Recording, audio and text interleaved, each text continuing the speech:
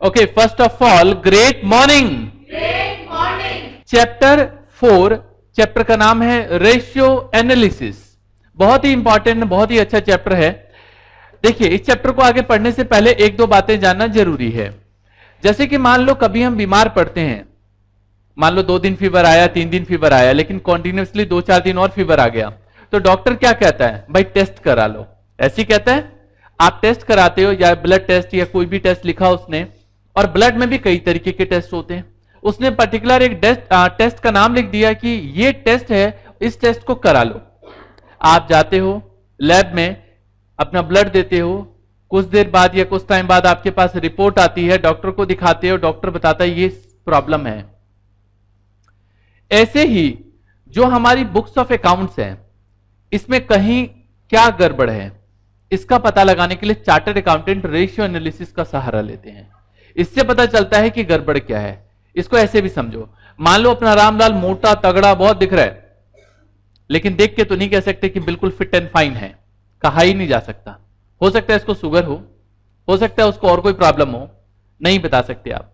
कुछ रिपोर्ट्स आने के बाद आप पता लगा सकते हो कि ये जो सिचुएशन है ये ठीक है या नहीं है। ऐसे ही चार्टर्ड अकाउंटेंट या जो इनके एक्सपर्ट होते हैं, वो रेशियो एनालिसिस के सहारे से पता लगा लेते हैं कि कंपनी की कंडीशन क्या है। आप कोई बैलेंस शीट को देख लो और बैलेंस शीट देख के पता लगा सकते हो कि क्या ये ठीक है? बिल्कुल नहीं लगा सकते। जैसे एक इंसान को देख के नहीं पता लगा सकते कि ये इंसान फिट एंड फाइन है या नहीं, तब तक जब तक कि कुछ रिपोर्ट्स ना आए, कुछ टेस्ट ना आए। ऐसे रेशियो एनालिसिस में हम क्या करते हैं, कुछ रेशियोज सीखते हैं। उन रेशियोज के सहारे से हम ये पता लगाते हैं कि कंपनी की जो बैलेंस शीट दे रखी है, ये बैलेंस शीट ठीक है या नहीं है। बैलेंस शीट तो ठीक होगी, उसमें कोई दिक्कत नहीं है, लेकिन कहीं कोई प्रॉब्लम तो नहीं है कंपनी के अंदर। इसको ऐसे समझो, मान लो किसी कंपनी में 100 रुपए कमाया, लेकिन खर्च कर दिया 150 रुपए। तो आपने इसको कहावत में सुनी है, आमदनी 98 और खर्चा रुपया। ठीक है, बैलेंस शीट में चीजें नहीं दिखती हैं, लेकिन कुछ रेशियोज के सहारे से पता लगाया जाता है कि ठीक भी है या नहीं है। दूसरी बात, मान लो हम उधार सामान बेचते हैं। अब उधार सामान बेचना कोई बुरी बात नहीं है, लेकिन उधार सामान बेच के पैसे टाइम पे रिकवर ना करवाना ये सबसे बुरी बात है। हमारे जो डेटर्स हैं, हमारे पैसे टाइम पे दे रहे हैं या नहीं दे रहे? हम अपने क्रेडिटर्स को टाइम पे पैसे चुका रहे हैं या नहीं चुका रहे? क्या हमने जो माल बनाया है या जो माल हमारे पास पड़ा हुआ है, वो बहुत लंबे टाइम तक तो स्टॉक में नहीं पड़ा रहता, क्योंकि पैसा फंसा रहेगा। अच्छा एक बात बताओ, आपके पास 1 लाख रुपए है, इसे अपने घर में रख दो, कोई फायदे की बात है क्या? ठीक है, मान लो आपकी शादी 5 साल 6 साल बाद होनी है, मान लेते हैं। ठीक है, 5 साल बाद मैरिज होनी है। अब अभी से ही सामान खरीद के रखना शुरू कर दिया, कहीं समझदारी वाली बात है? हाँ, ये वो सामान जो लगता है फ्यूचर में रेट बढ़ने वाले, जैसे गोल्ड हो गया, ये 1-2 चीजें वो समझ में आता है। वैसे ही फर्नीचर, बाकी चीजें, फालतू की चीज रखनी शुरू कर दी, कोई मतलब बनता है क्या? बिल्कुल नहीं बनता। क्योंकि मान लो अगर 5 लाख रुपए का कोई सामान खरीद के रख दिया, उसकी वैल्यू बढ़ेगी नहीं, वो ऐसी कैसी पड़ा रहेगा। ऐसे ही बिजनेस में जो स्टॉक पड़ा रहता है, अगर वो ऐसी पड़ा रहे और बहुत लंबे टाइम तक पड़ा रहे, समझ में नहीं आता। अच्छा, घर में कभी ऐसा हुआ है क्या कि 4 महीने का राशन एक ही साथ इकट्ठा खरीद के रख लिया हो? 2 लॉस, एक तो पैसा फंसा रहेगा, है कि नहीं, और दूसरा रखने की प्रॉब्लम। रेशियो एनालिसिस में इन्हीं सब चीजों को हम पढ़ेंगे। तो उम्मीद करता हूं ओवरव्यू जो दिया, इससे एग्जैक्टली पता चल गया इस चैप्टर में होने क्या वाला है। रेशियो से हम एक बारीकी, आप भी डॉक्टर बनने वाले हो, अकाउंट्स के डॉक्टर बनने वाले हो, इस रेशियो को पढ़ के आप अकाउंट्स के डॉक्टर बन जाओगे। आपको पता चल जाएगा इस कंपनी में ये गड़बड़ है, यहां ये प्रॉब्लम है। जैसे एक डॉक्टर कुछ रेशियो, भाई जब आप टेस्ट कराते हो तो टेस्ट में कुछ रिपोर्ट आता है ना, रिपोर्ट में पता चलता है। जैसे आपने डेंगू के केस में सुना है कि भाई प्लेट जो होती हैं वो रेंज होती है, इस रेंज से इस रेंज के बीच में होनी चाहिए, अगर इससे कम है तो इसका मतलब प्रॉब्लम है ना। ऐसे ही यहां पे रेशियो में होता है, हम एक पर्टिकुलर रेशियो को कैलकुलेट करते हैं और पता लगाते हैं कि क्या सिचुएशन है। चलिए, तो डेप्थ में इस चैप्टर को आप समझते हैं। अकाउंटिंग रेशियो का मतलब है it is a mathematical expansion of the relationship between 2 items और group of items shown in the financial statement. ये एक्सपेंशन नहीं है, सॉरी एक्सप्रेशन है। दोबारा देखो, कहता है it is a mathematical expression of the relationship between two item और group of item shown in the financial statement या फाइनेंशियल जो बैलेंस शीट होती है उससे। अच्छा, मैं कहूं मेरा वेट 68 kg है और आपकी हाइट 5 फीट 5 इंच है, क्या रिलेशनशिप बताओ? बता सकते हो? कुछ नहीं बता सकते। ना तो बता सकते हो मैं ज्यादा, मेरा वेट ज्यादा है, ना ही बता सकते हो तुम्हारी हाइट ज्यादा है। रिलेशनशिप एक जैसी होनी चाहिए, तो इसलिए बताया it is a mathematical expression. Mathematical expression है किसके बीच में? दो आइटम्स या ग्रुप के बीच में, लेकिन एक बात ध्यान रहे, नेचर उनका सेम होना चाहिए। ठीक है, दो आइटम के बीच में मैथमेटिकल, दो आइटम के रिलेशनशिप का मैथमेटिकल एक्सप्रेशन अकाउंटिंग रेशियो कहलाता है। क्लियर है जी? अब रेशियो एनालिसिस क्या है? बात पहले हमने पढ़ा अकाउंटिंग रेशियो क्या है, तो अकाउंटिंग रेशियो क्या है? दो आइटम के बीच में रिलेशनशिप का मैथमेटिकल एक्सप्रेशन। जबकि रेशियो एनालिसिस क्या है? It is the process, point to be noted, क्या है ये? Process of computing, determining and presenting. तीनों चीजें आती हैं, कंप्यूट भी करना, डिटरमाइन भी करना और प्रेजेंट भी करना। The relationship of item and groups of item in the financial statement. आपने एक आइटम में रिलेशनशिप देखा, रिलेशनशिप करके आपने रेशियो निकाल लिए, रेशियो अकाउंटिंग रेशियो कहलाता है। जबकि उसको डिटरमाइन करके उसका पता लगाना और उससे प्रोसेस करना, प्रेजेंट करना, उसके बारे में पता लगाना, सिचुएशन एनालाइज करना, एनालाइज मतलब क्या? रिजल्ट भी तो देना होता है, ये सारा प्रोसेस रेशियो एनालिसिस कहलाता है। बात करें अगर हम रेशियो एनालिसिस की, तो चार तरीके के रेशियो के ऊपर बात करेंगे हम लोग। पहले रेशियो का नाम है लिक्विडिटी रेशियो। जैसे आपने सुना होगा, पैसा किसी के हाथ में नहीं टिकता, मनी जो है बहुत लिक्विड होता है। ऐसे ही कुछ जैसे लिक्विड है, वो लिक्विड तो समझ में आता है, तो यहां पे जो लिक्विडिटी रेशियो है, जिसका फ्लो बहुत तेजी से होता है, जिसका फ्लो बहुत तेजी से होता है, जो बिजनेस में बहुत तेजी से रोटेट होता है, लिक्विडिटी रेशियो के अंदर आता है। दूसरा है सॉल्वेंसी रेशियो। तीसरा है एक्टिविटी रेशियो या टर्नओवर रेशियो। सॉल्वेंसी में हम किसी को जो हमारा कैपेसिटी है, हमारी कैपेसिटी है पैसे चुकाने की, वो क्या है, इस रेशियो से पता चलता है। टर्नओवर रेशियो से जो हमारा सेल परचेज है उससे पता चलता है। प्रॉफिटेबिलिटी रेशियो से प्रॉफिट का पता चलता है। लिक्विडिटी से मैंने कहा कि अगर हमें बहुत जल्दी पैसे की जरूरत पड़े तो हम निकाल सकते हैं। भाई देखो, अगर एक इंसान के पास बैंक अकाउंट है, बैंक में पैसे जमा कर रखा है, तो चलो निकाल सकते हैं, ठीक है। लेकिन अगर मान लो मेरे पास एक मोबाइल फोन है ये वाला, और इस मोबाइल फोन से मुझे मान लो मेरे पास पैसे नहीं है, अब बेच के मुझे पैसे निकालना नॉट पॉसिबल। कितनी जल्दी आप इसको बेच के पैसे निकाल सकते हो? समझ में आया? लिक्विडिटी रेशियो में जो हमारे पास चीजें हैं उनको सेल करके हम तेजी से निकाल सकते हैं, नहीं निकाल सकते। अच्छा, हमारा पैसा कौन दे सकता है? हमारा डेटर दे सकता है ना, हमारा क्रेडिटर हमें पे करना पड़ेगा अगर मान लो अचानक देना पड़े। तो liquidity ratio short term ratio कहलाती है। एग्जैक्टली शॉर्ट टर्म रेशियो में आता है लिक्विडिटी रेशियो। सबसे पहले बात करें लिक्विडिटी रेशियो की, तो इसमें दो चीजें हैं, करंट रेशियो और अगला है लिक्विड क्विक या एसिड टेस्ट रेशियो। दो रेशियो आती है लिक्विडिटी रेशियो में। तो चलो करंट रेशियो, सबसे पहला रेशियो क्या है हमारे पास? Current ratio. करंट रेशियो का फॉर्मूला होता है current assets upon current liabilities, और याद रहे ये रेशियो में आता है। किस में आता है?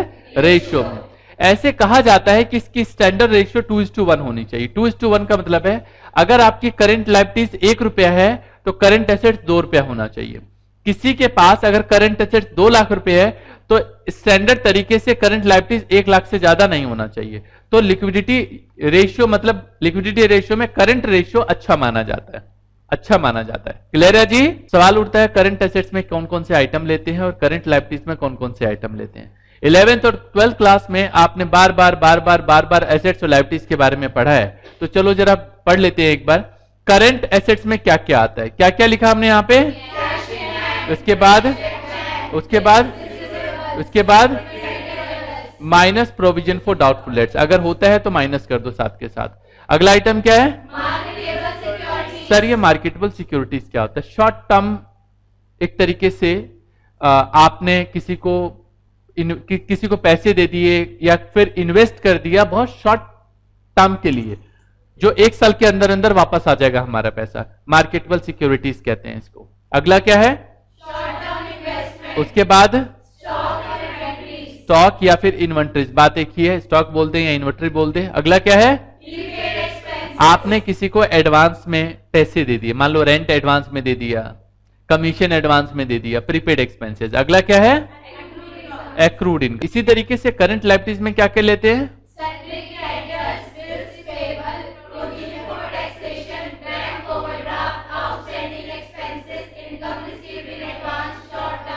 ये सारे के सारे करंट लायबिलिटीज के पार्ट होते हैं। क्लियर है जी? गुड। इसके बाद अगला है हमारे पास लिक्विड क्विक या एसिड टेस्ट रेशियो। फॉर्मूला होता है liquid asset upon current liabilities. क्या फॉर्मूला होता है? आंसर किस में आता है? अच्छा जी, लिक्विड एसेट्स कैसे निकालते हैं? करंट एसेट्स में से दो आइटम लगता है कि बहुत तेजी से कैश में नहीं बदला जा सकता। जैसे एक तो स्टॉक, भाई स्टॉक को बेचने में टाइम तो लगेगा, और दूसरा है जो आपने एडवांस में पैसे दे दिए वो वापस नहीं आएंगे। तो इन दोनों आइटम को हटा के बोला जाता है कि जो बाकी एसेट्स है वो लिक्विड एसेट्स है। बाकी जो एसेट्स है वो क्या है? लिक्विड एसेट्स है। तो करंट एसेट्स में से दो आइटम माइनस करना है, पहला और उसके बाद जो आएगा उसको बोलते हैं लिक्विड एसेट्स। क्लियर है जी? बाकी तो करंट लायबिलिटीज मैंने पहले ही बता दिया आपको। ओके, तो ये दो फॉर्मूले हैं। ये अभी हमने पढ़ा है यहाँ पे करंट रेशियो। फॉर्मूला क्या पढ़ा है जरा बताओगे एक बार?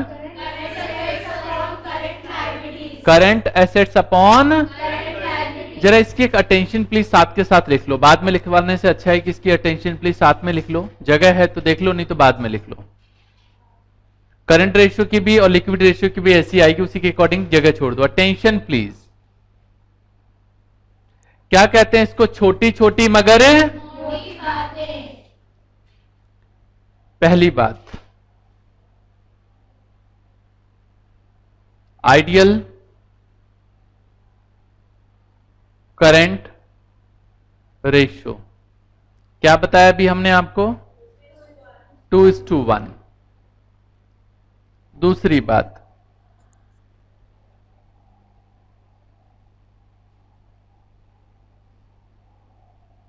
जल्दी लिखो,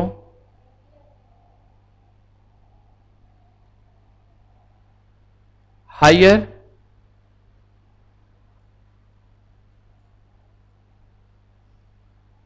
current ratio means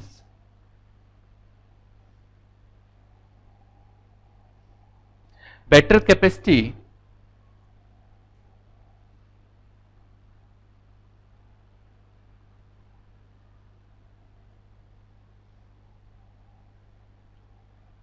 to meet its current obligation.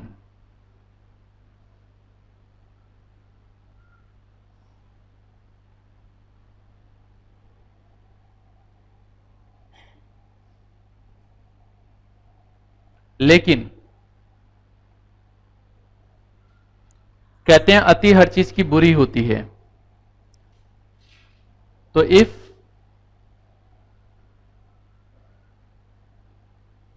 current ratio is very high,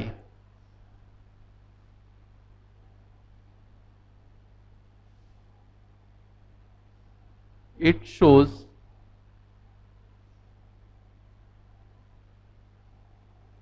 the idealness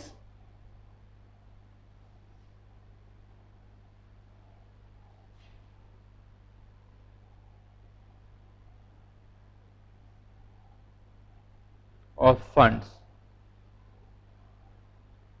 जो फंड्स हैं ये क्या तो काफी ज्यादा रख लिया है, मतलब एक तरीके से आइडियल फंड नहीं आपने जनरेट किया।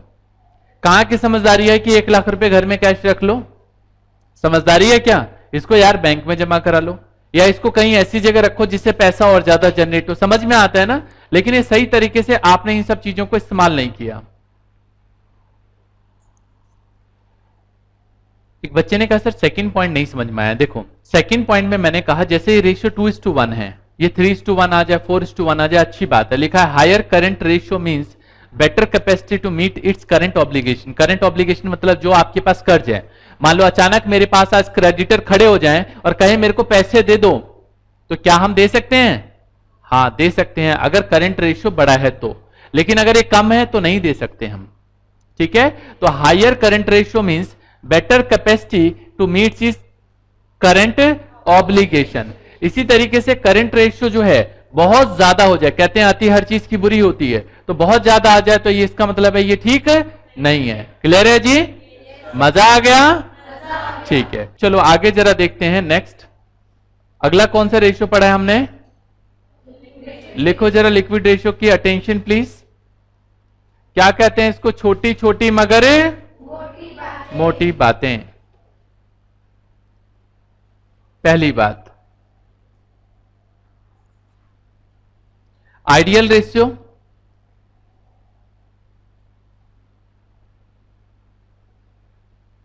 आइडियल लिक्विड रेशियो 1:1 होता है। दूसरी बात, higher the liquid ratio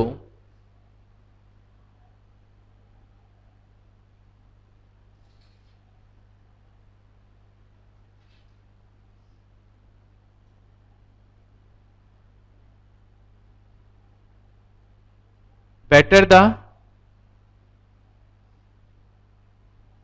short term financial position।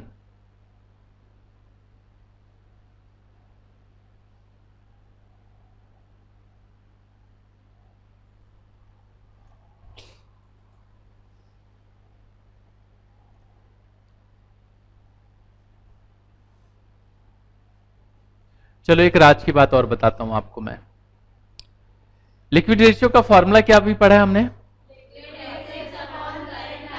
इसका आइडियल रेशियो 1:1 बोला है। इसका मतलब है करंट लायबिलिटीज 1 लाख है तो वो 1 लाख रुपए आपके पास लिक्विड होने चाहिए। समझ रहे हो? इसका मतलब उससे ऊपर स्टॉक और प्रिपेयर एक्सपेंस डबल होने चाहिए। करंट रेशियो में क्या पढ़ा था? 2:1। अगर ये 1 लाख है तो ऊपर वाला 2 लाख होना चाहिए करंट एसेट्स। इसका मतलब है कि 1 लाख का ये और 1 लाख का ये तो आइडियल माना जाएगा। समझ में आ रहा है? मतलब ये करंट लायबिलिटीज है जितनी है उतना ही लिक्विड एसेट आपके पास ऑलवेज होना चाहिए। दैट मींस अगर पैसे देने की जरूरत पड़े तो एकदम से लाओ और दे दो। आपकी कैपेसिटी बहुत अच्छी होनी चाहिए, शॉर्ट टर्म फाइनेंशियल पोजीशन आपकी अच्छी होनी चाहिए। आज अगर किसी को पैसे देने हैं तो आप बड़े आराम से दे सकते हो। ये उससे भी ज्यादा प्यूरिफाई होके आ गया। जो पहला पढ़ा था आपने करंट रेशियो, उससे भी प्यूरिफाई होके लिक्विड रेशियो है कि ये तो बिल्कुल बता ही देगा कि अगर आज पैसे देने की जरूरत पड़े तो बड़े आराम से दे सकते हैं। इसको बोलते हैं शॉर्ट टर्म फाइनेंशियल पोजीशन। इससे डेप्थ में डियर बनता नहीं है, बहुत डेप्थ में बताया मैंने आपको। चलें आगे? चलो, तो अब हमारे पास क्वेश्चन है, जरा क्वेश्चन की प्रैक्टिस कर ली जाए। हमारी बुक में क्वेश्चन नंबर 1 है। क्वेश्चन नंबर 1 में कहा गया है, हेडिंग है सबसे पहले current ratio and liquid ratio. पहले में लिखा हुआ from the following compute current ratio. क्या निकालने को बोला है? Current ratio. मिला? जल्दी निकालिए जल्दी से बुक। करंट रेशियो की बात कर रहा है ये। देखो, जब कभी भी क्वेश्चन आपसे बोले रेशियो निकालो तो सबसे पहला काम आप रेशियो का फॉर्मूला लिख लो कि क्या चाहिए आपको। करंट रेशियो का क्या फॉर्मूला होता है? चलो तो एक काम करते हैं, सबसे पहले जरा सेपरेटली करंट एसेट्स निकालते हैं, बाद में नोट करना करंट एसेट्स। जरा देख के बताना आइटम क्या क्या है हमारे पास। सबसे पहले इसी में आएगा ट्रेड रिसीवेबल्स। कितना? 1,80,000। अगला क्या है हमारे पास? Prepaid expenses.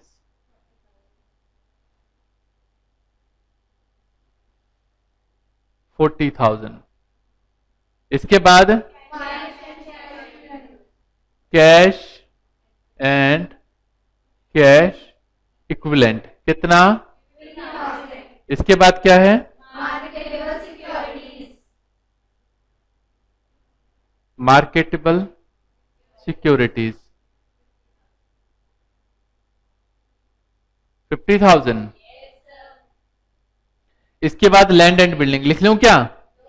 क्यों? सारे लाइन से तो लिख रहे हो। करंट एसेट्स नहीं है, नॉन करंट एसेट्स है। बिल्स पेबल लिख लूं क्या? Sundry creditors debt debentures, inventories कितना है? 80,000। उसके बाद एक्सपेंस पेबल लिख लूं क्या? टोटल बताओ, टोटल लिखोगे 4 लाख आएगा, हाँ या ना? ठीक है, 4 लाख का टोटल है ये। इसके बाद आगे क्या चाहिए आपको? करंट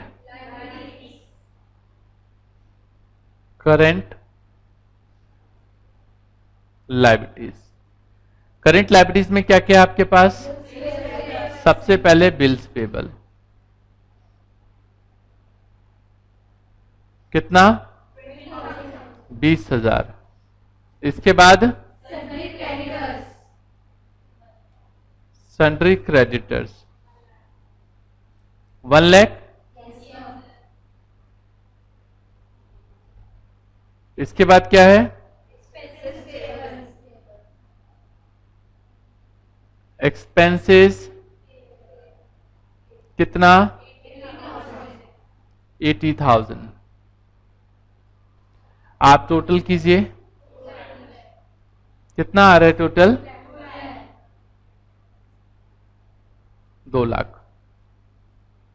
जिस तरीके से डॉक्टर को रेशियो देखने के बाद, परसेंटेज देखने के बाद पता चल जाता है क्या प्रॉब्लम है और क्या सिम्टम्स हो सकते हैं इसके, ऐसे ही आपको पता होने चाहिए। तो इसलिए अटेंशन प्लीज में जो बात लिखी है बहुत इंपॉर्टेंट बात लिखी है, इसलिए साथ के साथ ध्यान देते जाओ। क्लियर है जी? ये 2 लाख। अब लिखो current ratio. Current ratio formula तो मैं पहले ही लिख चुका हूं, नहीं लिखना, सीधा वैल्यू लगाओ अपॉन, सॉल्व करेंगे तो कितना आ जाएगा? 2:1। मतलब डिवाइड करोगे तो 2 आएगा। इस 2 तो लगा के सिर्फ परसेंटेज में लगाते हैं ताकि पता चले कि ये जो है ये डबल है। अच्छा सर ये क्या अलग भी आ सकता है? हाँ कुछ भी आ सकता है यार, हम ब्लड टेस्ट कराते हैं तो कुछ भी नहीं आ जाता, ऐसे कुछ भी आ सकता है, जो डाटा दे रखा होगा उसके अकॉर्डिंग, लेकिन आइडियल 2:1 होता है। ओके जी? मजा आ गया? ठीक, नोट नहीं करना, सामने देखो। करंट एसेट्स निकालने के लिए अगर हम फिक्स एसेट्स में से, फिक्स एसेट में से माइनस कर दें फिक्स्ड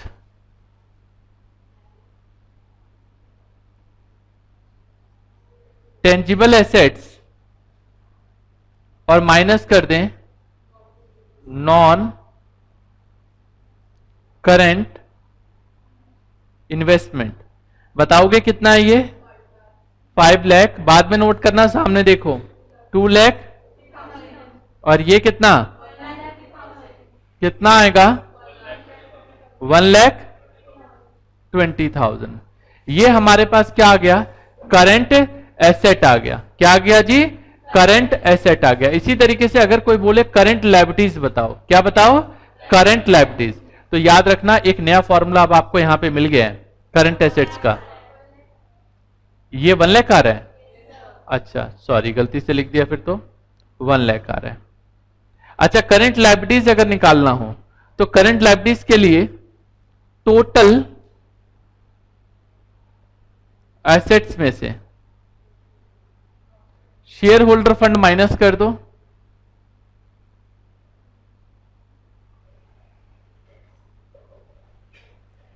और माइनस कर दो non current liabilities, non current liabilities. Clear है?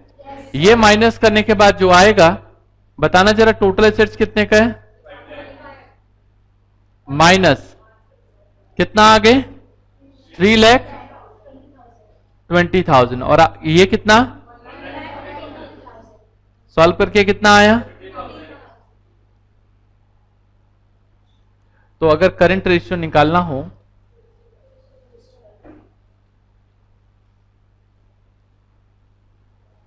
ये आ जाएगा हमारे पास 5 लाख।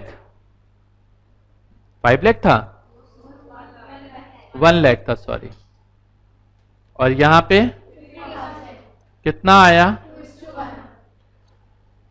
2:1। सर पहले तो ये वाला फॉर्मूला नहीं बताया और अभी अभी बताया। देखो अभी वक्त आएगा ये फॉर्मूला कैसे बनाना ही सिखा दूंगा, ठीक है? बट अभी वक्त नहीं आया, अभी आगे एक रेशियो है, उस रेशियो में डिटेल में समझाऊंगा।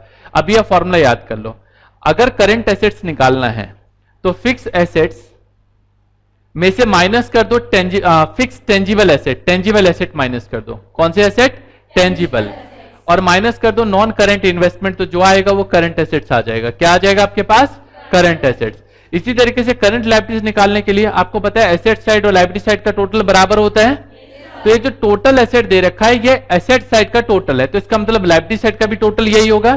तो टोटल एसेट्स मतलब क्या? आवाज नहीं आई जी। टोटल एसेट मतलब क्या? Total liability. समझ में आया? इसमें से शेयर होल्डर फंड माइनस कर दो और नॉन करंट लायबिलिटीज माइनस कर दो, तो जो आएगा उसको बोलते हैं करंट लायबिलिटीज। डन। ये फॉर्मूला सेपरेटली भी लिख लेना और साथ के साथ लिखते जाओ, बाद में ये बोझ लगने लगेगा। चलो जल्दी से कंप्लीट करो, फिर आगे चलते हैं। उम्मीद करता हूं ये सारी बातें आपने अच्छे से समझ ली होंगी और कम से कम ग्रिपिंग तो बननी चालू हो गई। तो जरा होम फन लिखिए। होम फन में क्या करना है, आप जितने भी फॉर्मूले हैं उसको याद करना है, साथ में राइट ऑल फॉर्मूला किसमें? फॉर्मूला कॉपी बनाओ और उसमें लिखो। ठीक है जी। और इसके